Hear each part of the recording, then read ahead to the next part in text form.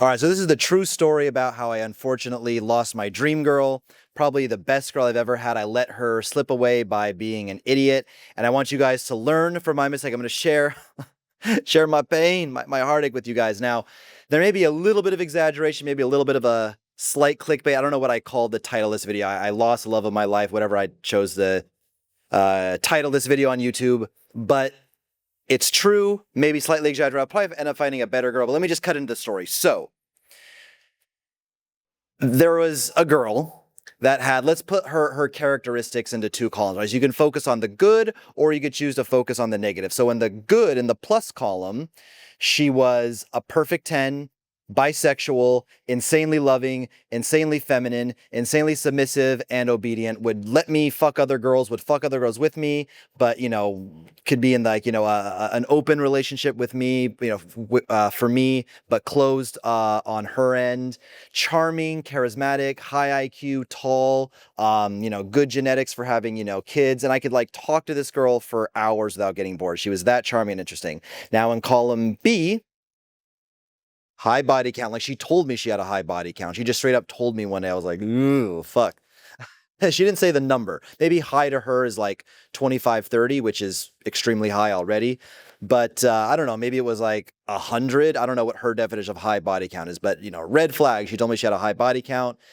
She liked to go to parties, do Molly all the time, always at raves, not sleeping, not the best habits. And she was on antidepressants, you know, kind of mentally unstable. And also was at one point addicted to Xanax. So, okay, mentally unstable, high body count, like run for the hills. She's for the streets, right? Yeah, but look at all the things in the plus column we talked about. She was a Brazilian girl, but she spoke English. I'm not going to mention the particular girl. Maybe some of you guys are like, I think you did a video with this girl, like at some point, like whatever. Not going to say, you know, for obvious reasons. Now, me, I'm as bad and delusional as those girls you see on the Whatever podcast and the Fresh and Fit podcast. You know, all the same like female, you know, modern woman entitlement talking points. He's got to be 6'5" and he's got to have a perfect jawline and he's got to make 50K a month and he's got to be black, you know, like all these things that they demand the guy be. And it's just unrealistic. It's completely delusional. And I'm just every bit as bad as they are. And I want to tell you guys, like, listen, don't make the same mistake that I did. Now, me, I focus on this thing called dating automation. I've talked about in other videos, you know, the quick 2-second version. You guys are, you know, maybe tired of hearing it. I outsource my dating life to a virtual assistant. We have a software that finds all the girls on Instagram. Actually, speaking of that software. Hey guys, back to the video in 10 seconds, I promise, but real quick, if you want a list of all the hottest girls in your area from Instagram so you can stop using dating apps, which are garbage, and meet hotter, more receptive, less flaky women on Instagram, then go to my Instagram page, which is RedbeardRants1, and DM me the word scraper, and I'll give you more information. All right. Back to the video. Okay, sorry about that interruption, but we download a list of all the hottest girls in our area on Instagram. We have a virtual assistant go through that. The high status social media profile put photos of my social media on the screen, instantly attract her because she's like, damn, you know, who is this guy? He's giving speeches. He's a nice rooftop lounge, looks social.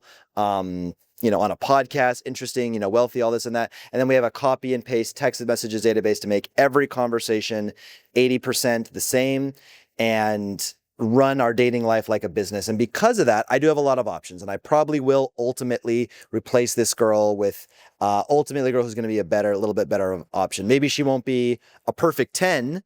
Maybe she'll be an 8 or an 8.5, but she won't have the, you know, Xanax addiction and the parties and the high body count and kind of like the mental instability. But for you normal guys who, you know, who aren't working with me, you don't have your whole dating life automated, you losing a girl like that would be impossible to replace. And you have to understand too, dating is a bear market. I mean, it's going down. Like when crypto goes up and they say it's a bull market, a bear market is the opposite. So every day, more pay for play, more girls getting tattoos, more girls getting sugar daddies, which is, you know, basically pay for play, like I already said. Girls are getting lazier, they're getting fatter, they're getting more entitled, they're getting more masculine, etc. They just have it too good. Like their life is just too good, right? So because we're in this bear market and dating is getting a lot more difficult, you guys need to cash your chips in. Don't make the same mistake I did, because look, maybe you'll meet your dream girl. But you're like, she's just a little older. She's like, 31. I just kind of want to find like a version of her that's like, 21. So I get like 10 extra years of mileage. And you'll find that girl. You'll find the 21-year-old version of the 31-year-old that you love that was perfect for you. Except this one just hates giving blowjobs. You just have to beg, borrow, and steal for every blowjob that you get. And she's 4'11", and you're gonna be stuck having some midget ass fucking kids with her. Or she'll be tall and young and won't have like the weird doesn't like giving blowjobs issue and have all these other things, but she'll be like a 6.5. She just won't be that hot. You'll be kind of like, when you first met her, you were kind of into her, then you're like, ugh, like I was just kind of hypnotized. Like, she's really not that hot, and then you're kind of faking it or something. That's my point. You're never going to have it all. And there's a balance too. So the other counter to this is coping, right? This is like what a guy, Mr. Lucario, who's another dating coach. Mo, throw photos up of Mr. Lucario. Leave it in the comments if you want me to debate this guy again. I'll do a YouTube live. The content was just too good debating Mr. Lucario. But this guy's just delusional. I think he's even a successful dating coach. Just shows you how cooked we are as a society, because he dates literal swamp monsters. Now, it's cope. We all know it. We all know that he's like taking Viagra and like thinking of other girls. Like no man, healthy adult male with healthy level of testosterone could get an erection to the quality of women that Mr. Lucario dates. It's just medically, physically impossible for your penis to engorge in blood with a girl that looks like one that Mr. Lucario dates. So at the same time, don't be with like like one of Lucario's girls, like a literal half-eaten zombie wildebeest fucking whatever swamp creature troll under a bridge and delude yourself and think she's hot enough. Or don't be with a girl that is hot but dumb and masculine and always combative and always challenge you. So there's like, at one end you have like Mr. Lucario that will literally put his dick into anything, like anything that will have him, he'll do it, and he'll cope and go on the internet and say that he is actually attracted to these girls when we know it's all cope. And then on the other hand, we have, a guy like me that may wind up alone. I'll tell you what my version of alone means, but may wind up alone because he's just as delusional and unrealistic with his standards as one of these modern women that you'll see on Fresh and Fit podcast. Now, again, my version of alone is like dating a whole bunch of beautiful women that are beautiful and charming, but maybe, for whatever reason, not quite have the characteristics I would consider for a long-term relationship. Maybe they're already like a single mom, or they have something that's like a firm deal breaker for me, but I'm going to, the coolest cities, eating at the best restaurants, staying in the nicest Airbnbs with the coolest friends, and just dating a bunch of girls. That'd be like my version of like, alone. But look, I would like to get a family. Guys always tell me like, look, dude, I see on Instagram, you have like new girl. Every single day you're posting all these new girls. Why haven't you, like, what's wrong with them? Like, why haven't you wifed them down? And it's always something. I'm not going to like put every single girl on blast, but like a lot of these girls, what it is, a lot of girls, they're banging me for free, but they have sugar daddies.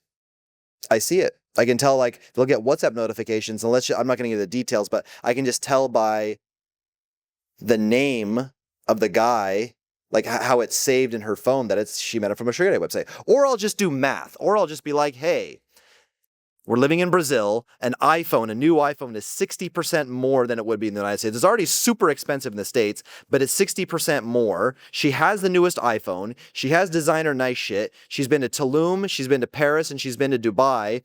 And she's a 21-year-old secretary, which I don't know, what does a secretary make in Rio de Janeiro in Brazil? Like $800 a month? And this is no knock to Brazil. The pay-for-play problem is actually the worst I've ever seen in Miami. Miami even beats Medellin, I think, in terms of like, you're just guaranteed she's going to be a prostitute. So no shade to Brazil for that, but it is what it is. It's just basically simple math. So whether it's that or whether it's something other reason, every girl that I'm dating, there is an issue. There is some problem with her. Because I would love to have like a wifey that's chill, doesn't add drama to my life, that's really beautiful, make content, make, hundreds of thousands, if not millions of dollars with this chick, you know, traveling the world, making content, putting out great content for you, going viral on my Instagram. I would love that. Kids, I would love that. I'm finally getting in a place where I'd be, you know, financially able to actually have kids. No longer a brokey anymore. Business is good. Business, you guys are, you know, I finally found an offer that you schmucks like and actually see the value in with this, you know, dating on it. Took you long enough, but I finally found a way to, you know, get you guys to go from fans to actual, like, you know, paying customers. But unfortunately, there's just some issue with them.